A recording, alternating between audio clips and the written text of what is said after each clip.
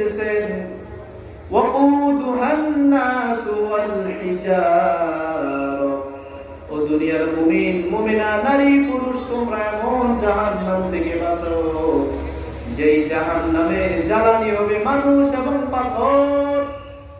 আগুনের মধ্যে যখন পাথর ফেলা হয় তখন আগুন তার স্বাভাবিক উত্তাপ নিয়ে থাকে না, তার উত্তাপ আরো বেড়ে যায়, আগুনের প্রখরতা আরো বেড়ে যায়।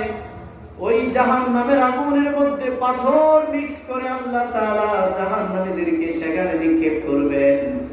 আর জাহান্নামের আযাব এত ভয়াবহ হবে, জাহান্নামের মধ্যে আল্লাহ যে সমস্ত ফেরেশতাদেরকে নিযুক্ত করে রাখবেন, সেই সমস্ত ফেরেশতাদের মধ্যে যিনি লিডার থাকবে তার নাম হলো মালিক। আলাইহা মালাইকাতুন গিলাযুন শিদাদ, জাহান্নামের মধ্যে আল্লাহ তাআলা এমন কিছু ফেরেশতাদেরকে নিযুক্ত করে রাখবেন যাদের হৃদয়টা হবে বড় কঠোর, বড় পাষাণ, বড় শক্ত হৃদয়ওয়ালা ফেরেশতা সেখানে থাকবে।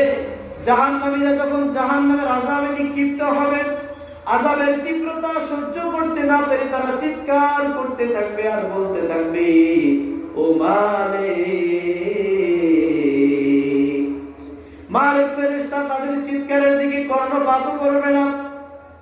এক রাওয়ায়াতের মধ্যে এসেছে 1000 বছর জাহান্নামীরা চিৎকার করতে থাকবে, 1000 বছর পরে মালিক তাদের আওয়াজের দিকে একটু মনোনিবেশ করবেন এবং বলবে, জাহান্নামীরা কাঁদো কেন, চিৎকার করতেছো কেন?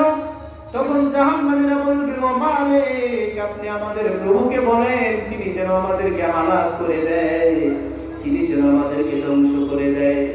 কেননা আমরা যতক্ষণ জাহান্নামের মধ্যে পড়ে থাকবো আযাবের তীব্রতা বাড়তেই থাকবে, আমরা সইতে পারছি না। এবার মালিক ফেরেশতা বলবেন, ও অপরাধীরা, জাহান্নামীরা, দুনিয়ার মধ্যে কি তোমাদের নিকটে কোনো নবীরা আসে নাই, কোনো রাসূল কি আসে নাই, উলামায়ে কেরাম কি তোমাদেরকে এসে জাহান্নামের কথা বলে নাই? আর এক কথায় তারা বলবে, কোনো সতর্ককারী কি তোমাদের কাছে আসে নাই?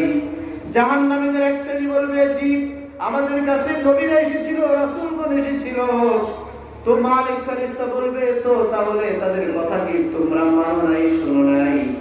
জাহান্নামীরা বলবে, আমরা তো তাদের কথা শুনতাম না, বরং ঠাট্টা বিদ্রূপের সাথে তাদের কথা প্রত্যাখ্যান করতাম। এবার মালিক ফেরেশতা ডাক দিয়ে বলল, জাহান্নামীরা, যেহেতু তোমরা নবী রাসূলদের কথা শুনতে না, অপরাধী হয়ে গেল, আজকে তোমরা জাহান্নামের মধ্যে গ্রেফতার হয়ে গেলা, অতএব তোমাদের আজকে আর আযাব বন্ধ হবে না, ইন্নাকুম মাকিসুন, এই জাহান্নামের মধ্যে তোমরা আযাব ভোগ করতে থাকবে। আমার ভাইয়েরা, আল্লাহ পাক রব্বুল আলামিন আয়াতের পরের অংশে বলেন, লা ইয়াসুনাল্লাহা মা আমারহুম, আল্লাহ পাকের ফেরেশতারা তাদের দায়িত্ব পালন করতে গিয়ে এক যারা পরিমাণ অবাধ্যতা তারা করবে না, সীমা লঙ্ঘন